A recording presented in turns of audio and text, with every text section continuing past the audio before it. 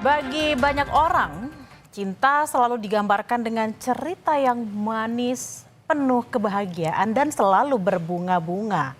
Namun tidak berlaku bagi seorang perempuan warga Ranca Ekek Kabupaten Bandung, Jawa Barat, saudara. Kisah asmaranya seketika berubah menjadi mimpi buruk.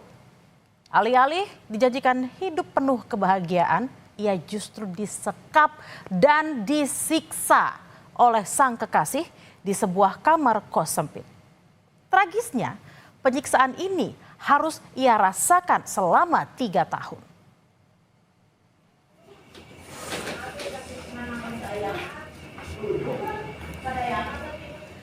Di sebuah kamar indekos di kawasan Cinunuk inilah korban dan kekasihnya tinggal dalam 3 bulan terakhir, saudara. Kondisi kamar saat korban ditemukan dalam kondisi yang berantakan. Berdasarkan keterangan penjaga kos, terduga pelaku dan korban menempati kamar kos sejak 9 Maret. Saat itu terduga pelaku mengaku sebagai suami korban. Saat pertama kali menginjakan kaki di kosan, kondisi korban sudah memprihatinkan. Korban yang tidak mampu berjalan sendiri harus dipapah masuk ke kamar.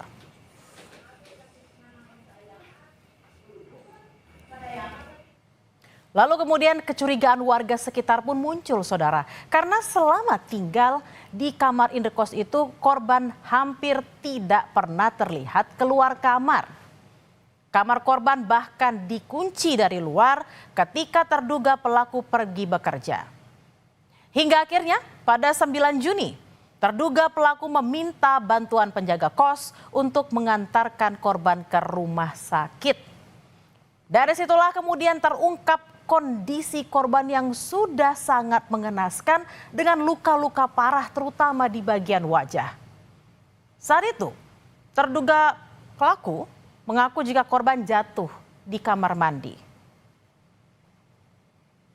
Kondisinya sangat mengenaskan, ya mengundang empati dan simpati kita, dan saksi satu-satunya yang mengetahui dari para pelaku ini adalah yang bersangkutan. Dan sangat mengenaskan sekali sehingga salah satu mata ini sudah sama sekali tidak bisa digunakan. Yang satunya juga informasi dari kedokteran juga kemungkinan kecil juga bisa digunakan. Dari mana awal mula mereka bertemu? Acara konser musik di Bandung, saudara. Pada tahun 2023 jadi titik awal korban bertemu dengan terduga pelaku. Di tengah keriuhan suara musik, korban dan terduga pelaku berkenalan. Dari perkenalan di konser musik inilah kemudian terjalin hubungan asmara antara terduga pelaku dan korban. Korban bahkan sempat mengenalkan terduga pelaku pada keluarga di rumah. Namun, saat itu tidak ada gelagat mencurigakan yang dilihat oleh keluarga korban.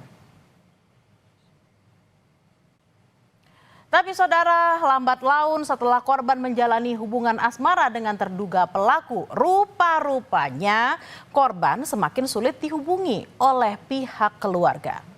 Jika biasanya korban pulang ke rumah keluarga setiap akhir pekan, kini korban tak pernah pulang ke rumah. Keluarga sempat mencari korban ke tempat kos ataupun juga ke tempat kerja, namun saat didatangi korban sudah tidak berada di lokasi. Hingga akhirnya diketahui jika korban telah mengundurkan diri dari pekerjaannya di Paster, Bandung. Khawatir dengan kondisi korban, keluarga pun menyebarkan informasi pencarian orang hilang di media sosial. Namun saudara, tak berapa lama korban kemudian mengirimkan pesan kepada keluarga meminta agar unggahan seputar orang hilang tersebut dihapus.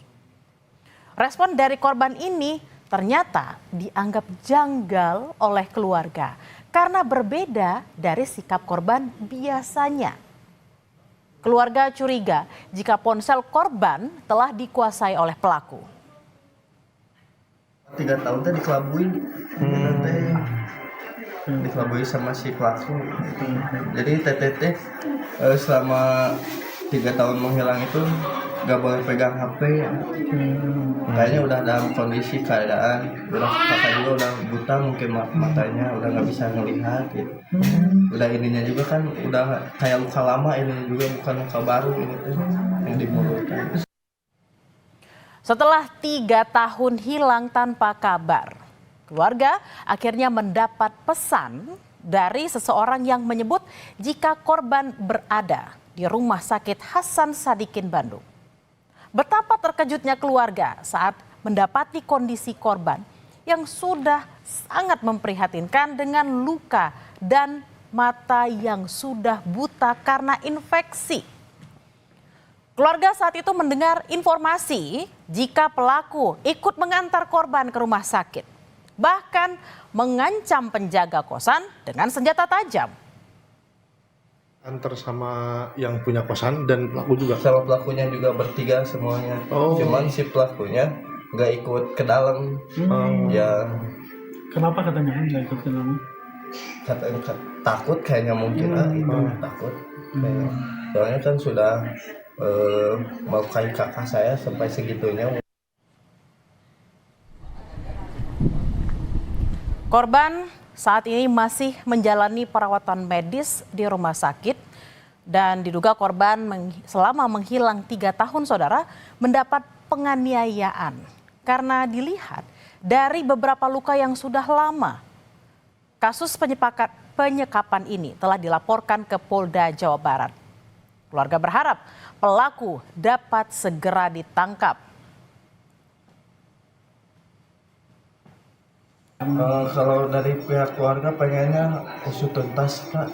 Usut tuntas sampai dapatlah pelakunya. Takutnya ada korban selanjutnya gitu. Hukum seberat-beratnya, setimpal-timpalnya. Polisi masih memburu terduga pelaku penyekapan dan penganiayaan. Terduga pelaku kerap berpindah-pindah tempat sehingga proses pengejaran masih terus dilakukan saudara. Polisi sempat menggerebek lokasi persembunyiannya, namun pelaku sudah melarikan diri. Dan kondisinya sangat mengenaskan, ya mengundang empati dan simpati kita. Dan saksi satu-satunya yang mengetahui dari para pelaku ini adalah yang bersangkutan.